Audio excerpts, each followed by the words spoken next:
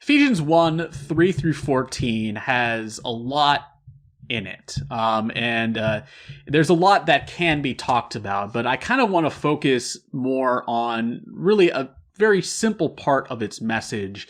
And that is the idea of what our inheritance is. And it does lay it out in the verse that it is that redemption that we get through the blood of Christ for our own sins.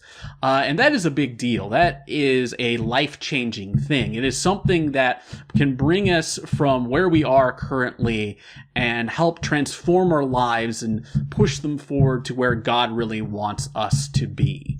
And I think it's important for us to sometimes be reminded of that, despite all the crazy things that are going around us, despite all the things that might be going on in our lives, that even when we ourselves have done things wrong as well, Jesus does love us. He has paid a price for us, and we have been redeemed through that. And that is something that we should be happy about and excited about.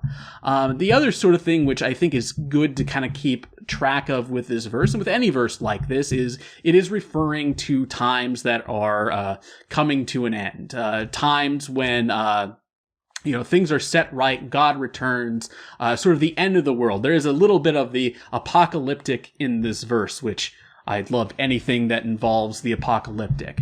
But I want to focus with this not so much on all the bad things that we tend to think of with that, because obviously there are a lot of things going on around in our world that feel that way as well, but more on the fact that there is a hope there that when we have given our lives to Christ, things are going to be okay even in that situation, that things are going to be set right, and we are going to be gaining that heavenly inheritance from that decision that we've made. Now, I do not want to have anyone think that I am suggesting that we are living in the end times.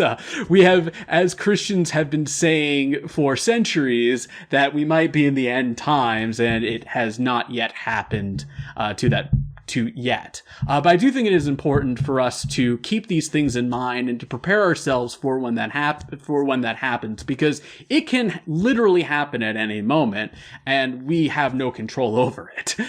So I think, especially as we're going into this new year, take some time, be thankful for what Jesus has done for all of us.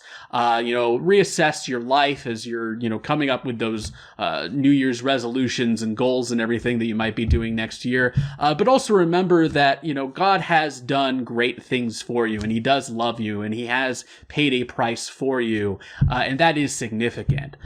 So with all of that being said, I would like to now invite you all to join me in our last song today.